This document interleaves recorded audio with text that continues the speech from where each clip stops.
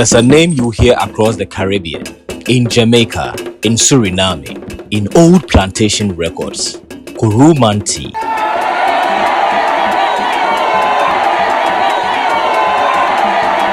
It becomes synonymous with rebellion, with warriors who would rather die than bend the knee. Planters feared them. Colonialists passed laws to ban their importation. But where did that name come from? It came from here, from a small fishing village in Ghana's coast, from a fort that most Ghanaians had never heard of. The year is 1631. Britain is late to the party. The Portuguese have been there for over a century. The Dutch are arriving in force. But the British want their slice of the Gold Coast trade, so they build a fort at a place called Coromantee near present-day Abandze in the central region. They call it Fort Courmantin. It is Britain's first fort on the entire African continent. And initially, it was about gold. Trade goods for gold. Simple.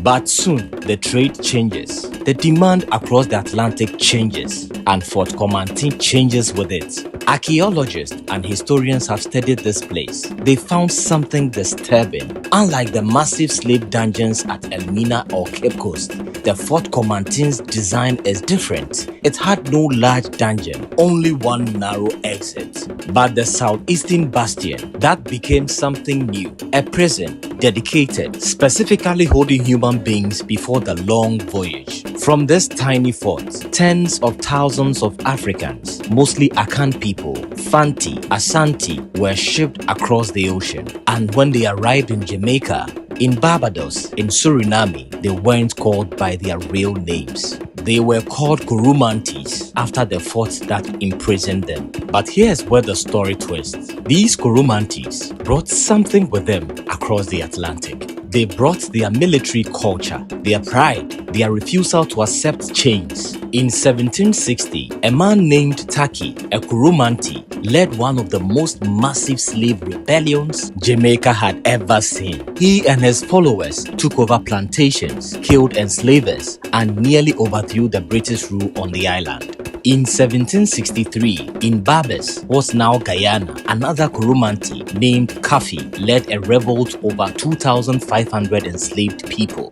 They held the colony for months. Kafi even proposed dividing the land, the coast for the whites, the interior for the blacks. The British planters were terrified. One of them, Edward Long, wrote that the Comantees were, and I quote, a savage race, better inclined to war than to peace. In 1765, they actually proposed a law to ban the importation of Coromantees entirely. It didn't pass, but the fear was real. But back at Fort Cormantin, the British wouldn't hold it forever. In 1665, a Dutch admiral, Michiel de Ruyter, sailed in and captured the fort. The Dutch renamed it Fort Amsterdam. They held it for over a century, but in 1811, something remarkable happened. An African army from Anomabo marched on the fort. They drove the Dutch out, and then they destroyed it. The fort that had held so many captives was finally brought down by African hands. Let me know in the comments which other Ghanaian history you would like to know about. I'll see you in the next video.